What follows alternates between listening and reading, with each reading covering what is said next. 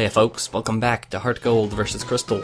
We are here in Olivine City, and now we are no longer in Olivine City, because we have an errand to run. We need to go over to Cianwood Island, and get some medicine in order to heal the Pokemon that lives in the lighthouse over here.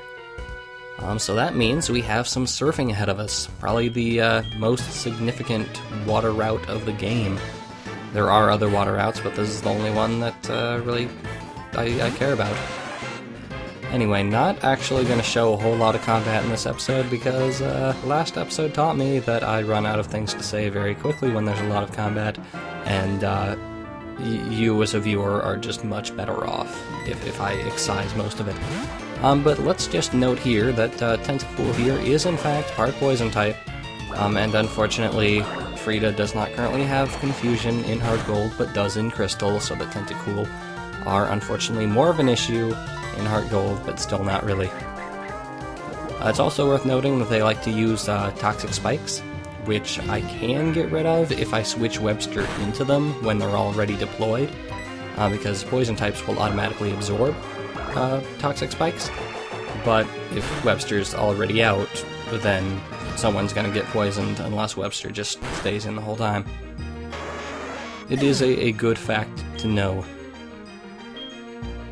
But yeah, Tentacool are the primary attraction on this route. But, completely unrelated to this route, I got a phone call over in Crystal, and it's something very nice.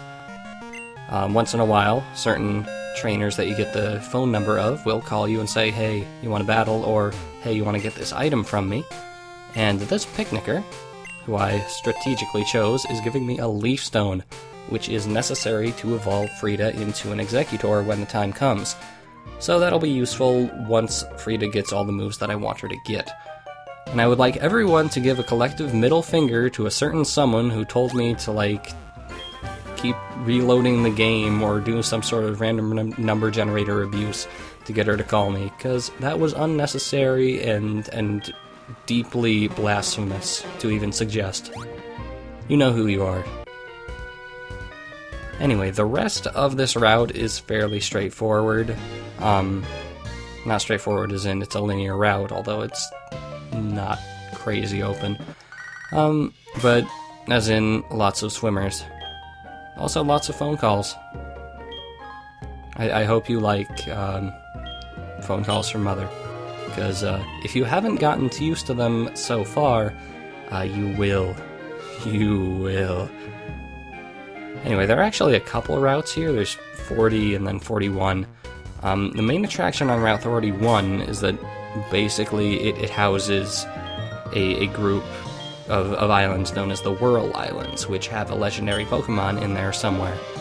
And we will hopefully go look at that eventually. To get into the Whirl Islands, you need to go through those water cyclones. They have a name. They're called whirlpools, actually. And to get through them, you need the HM that Lance gave us in Mahogany, but we're just not going there. Anyway, there's our destination. I wanted to fight a few more trainers because Frida needed to get up just a little bit more, up to level 27 to get Confusion for certain illicit purposes, which you will discover in due time. And in the interest of interesting things, let's have a little more combat. Because Frida's getting up on the level there. Showing this basically because it's a Quillfish, and Quillfish are pretty boss. Also, you remember that previous run-in I had with a Quillfish didn't really go as well as I would like. So it's time for some revenge. And this one could actually be dangerous too, what with rollout doing things. Ideally I'd put it to sleep or paralyze it or something along those lines, but that didn't really work with Webster's capabilities.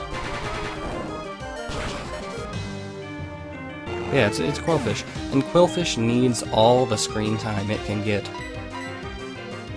I say this having never used a Quillfish. I should use a Quillfish sometime. I've been saying that about like half the Pokemon I run into in this game, but I should use a Quillfish. Pretty cool. Anyway, Sandra using amazing digging skills to disrupt the rollout chain. It's a good strategy. And soundly defeated. You can see we're actually fairly nicely matched at the levels here. Got level 23s versus 24s and 25s. So, like, hey, we weren't screwed up too much by going over to Mahogany first. Anyway, hello, Mother, again. We have, I think, one more trainer that I wanted to do before heading to Cianwood. And I'm actually keeping this trainer in because she has a kind of interesting team just for kind of a novelty's sake. She has two Pokemon. One's a Staryu, the other's a Starmie. And the longtime fans of the series will recognize that as Misty's team from the original Red, Blue, Yellow, and Green games. Levels are slightly different, but there must have been some sort of intentional reference set here to have that exact team in that exact order. Or it's just not a very creative team. But Staryu is a cool thing. Staryu and Starmie, it's like... it's weird. It has no face. It's a starfish, clearly, but it's more machine than, ironically, a lot of the machine Pokemon that exist. It's weird. It's like a stupid Digimon-looking thing. But anyway, Starmie's kind of notorious because it's actually water psychic and has high special attack and speed. It can be pretty darn dangerous to things that are weak to it. Although this one apparently only has Swift, and maybe Bubble Beam. But Starmie is something you don't want to underestimate.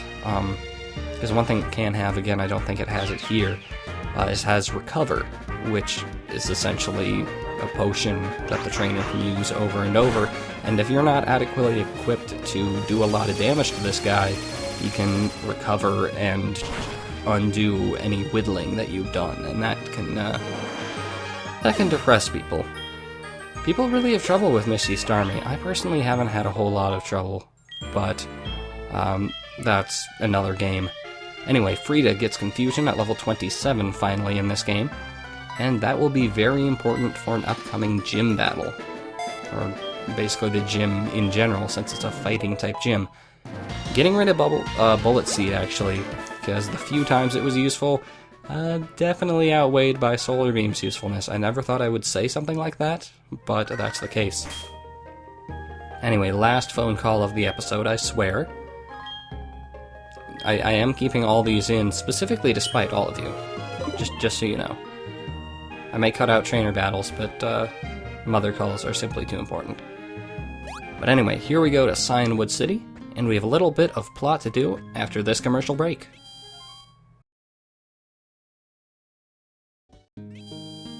Alrighty, we have two things of business, three things actually, two in this episode. First off is getting that medicine for Amphi, and it's here in this pharmacy. It's a little better in HeartGold than in Crystal and the like. In Crystal and the like, it's just some random guy's house, which is a little sketch. But here, get some strong medicine from this not suspicious guy wearing sunglasses. And then our second order of business here. Oh, hello, photographer. I'm waiting for that. I want to get I want to fully evolve my team before I get a photo here. Safari Zone not open yet. Second thing of interest is an encounter with Suicune. Hello. Normally this would be the first legendary beast to run into, but I got very lucky with the other two. Anyway, Eugene's hanging around here. This is a plot event that was only in Crystal, not in Gold and Silver, and for whatever reason it was retained in HeartGold and Soul Silver. Basically, Eugene wants to find Suicune, and yeah, he's here, and he fights you to prove his worth or something. Now, the overall devastator of this battle in both versions really is Sandra. I'm not really sure why. I figure most of my Pokemon probably could have taken him fairly easily, but Sandra did most of the heavy lifting here. Leads with the Drowsy, it uses Hypnosis. You know, Webster could have done the job, but I had Sandra out for whatever reason. Anyway, that's the thing Drowsy likes to do, likes to put you to sleep and then use Dream Eater. So it is actually worth it to have Awakenings or something along those lines, just to avoid a rather powerful, I think, Psychic-type move. I think Dream Eater is Psychic, I can never remember. I mean, it existed in the first generation, and not many Ghost-type moves existed back then, but it could have changed types. Things do that. Anyway, Drowsy goes out of the way. We've seen Drowsy, like, in Team Rocket Hideout. This one's a little more challenging. And then a Haunter. You can tell this guy's been hanging around Necrotique a little bit. And this one, I think, is actually a legal Haunter for once. Goodness gracious. Unlike certain Rivals Haunter, which I will not mention.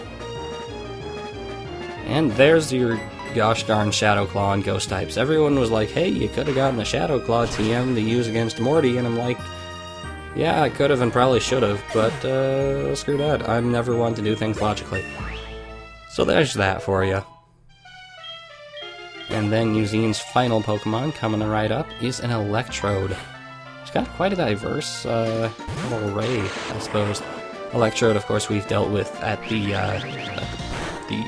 Rocket Hideout once again. And Dig is the way to go here. Or any ground-type move. It is worth it to keep in mind that Electrode is very fast, but using ground-type will be nice. And by this point, Sonic Boom probably won't be doing a whole lot of damage relative to your total HP. It does a fixed 20 HP, and as you can see, Sandra's far beyond that at this point. And that's Eugene over on the HeartGold side. Let's see what he looks like over in Crystal after getting a little experience here. There we go. And again, once again, Sandra is the killer here. Did I mention Sandra got Slash? Because Sandra got Slash.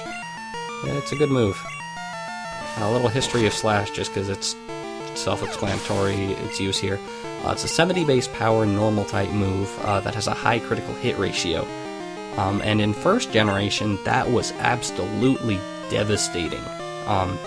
Because basically high critical hit ratios were completely screwed up in that game.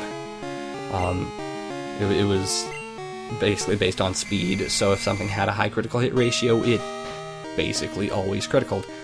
So it got a little dampened in this generation and in future generations. So it's basically a headbutt with the same effect, or with a different effect rather, critical rather than flinching. But it is a lot more badass than a headbutt. I mean, if you want to look stylish, what are you gonna do? You're gonna slash things. You're not gonna headbutt things. And the opportunity, possibility of critical hit is nice, especially when Sandra isn't the fastest Pokemon in the world, and flinching wouldn't have a whole lot of opportunities to work. Anyway, Haunter, weaker in this game, goes down to Mud Slap because it doesn't have Levitate. Same story as Morty's Gym.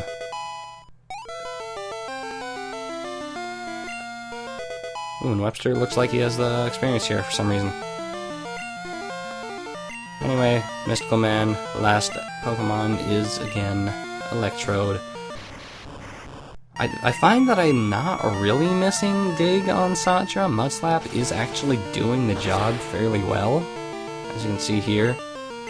I imagine if I actually used Dig, I'd be like, oh, this is so much better.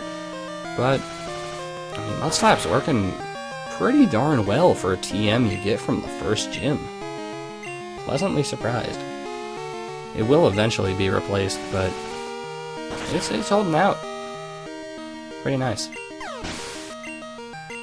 And that takes care of Mystical Man Eugene.